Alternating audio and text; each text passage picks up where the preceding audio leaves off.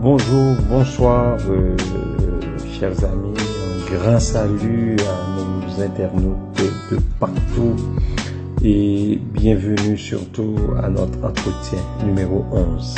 De 1 à 11, nous avons débuté un long voyage ensemble il y a quelques semaines et nous sommes encore en route pour continuer ce voyage. Aujourd'hui, chers amis, j'aimerais vous entretenir sur la joie. Un sujet qui peut paraître hors contexte dans ces jours-ci. Peut-être beaucoup se posent la question à savoir pourquoi la joie pendant que nous sommes en train d'expérimenter que de la souffrance. Pourquoi la joie pendant que nous voyons que de la douleur. Pourquoi la joie pendant que nous sommes tous ou presque à la détresse? Pourquoi la joie pendant que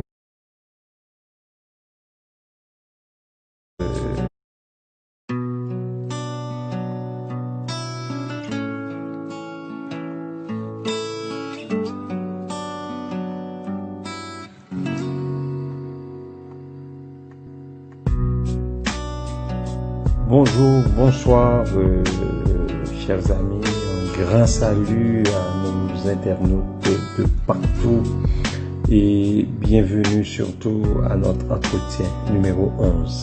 De 1 à 11, nous avons débuté un long voyage ensemble il y a quelques semaines et nous sommes encore en route pour continuer ce voyage. Aujourd'hui, chers amis, j'aimerais vous entretenir sur la joie. Un sujet qui peut paraître hors contexte dans ces jours-ci.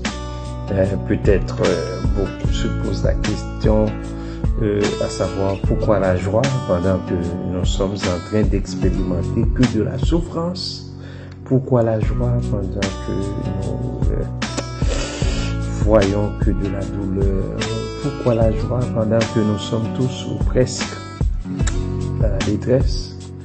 Pourquoi la joie pendant que les choses vont mal, et même très mal?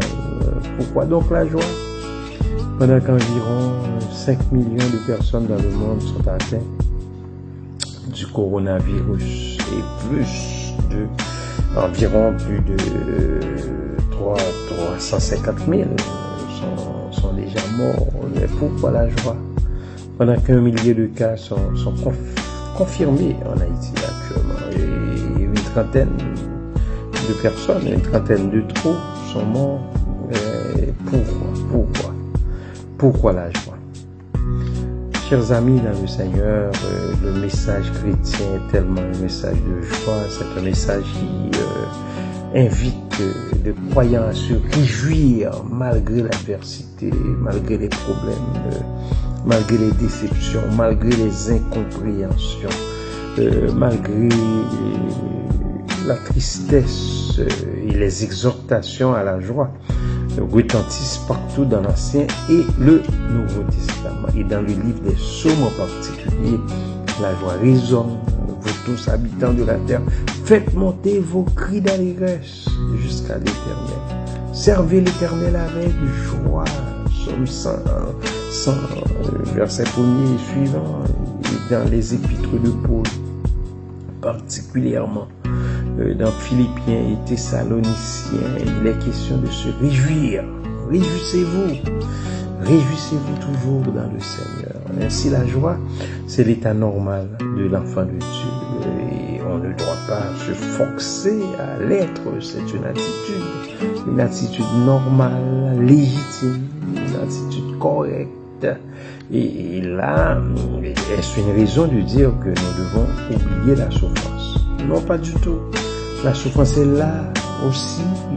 Depuis l'être humain a décidé de pécher, nous sommes enclins à la souffrance. Elle est dans nos murs et quand elle frappe fort, elle frappe très fort. Et de plus, l'évangile ne prétend pas affranchir l'être humain de la souffrance, mais au sein même de cette souffrance, il apporte le secret de la joie.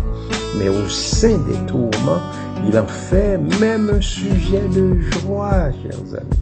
Jésus l'affirme de façon catégorique dans le discours qui inaugura son enseignement et dans sa politique générale, pour utiliser un concept managérial ou un concept politique. Et dans son sermon sur la montagne, heureux ceux qui pleurent, heureux les persécutés, il le répète à la fin, votre tristesse sera changée en joie. Donc, la joie, c'est une attitude, c'est-à-dire un sentiment produit par le Saint-Esprit en nous. Quand nous sommes nés de nouveau, chers amis, disons que nous sommes nés de nouveau, Dieu nous a donné le Saint-Esprit. Et tout de suite, nous avons le fruit de l'Esprit cité dans Galates 5, qui doit se manifester de plus en plus en nous, car c'est tout simplement la nature de l'Esprit de Dieu, puisque Dieu est amour. La joie, c'est d'aimer envers et contre tous. Et comme a déclaré Thomas d'Aquin, ce grand théologien du XIIIe siècle, puisque l'amour est cause de la joie, là où l'amour est plus grand, la joie est plus manifeste. Donc plus d'amour, plus de joie. Plus de joie, plus de paix. Plus de paix, plus de bonheur. Réjouissons-nous toujours dans le Seigneur. Et on va continuer à le répéter. Réjouissons-nous. Que Dieu vous bénisse tous. Et Cléber Jean-Charles vous a parlé de Port-au-Prince, Haïti. Et à bientôt. Au revoir.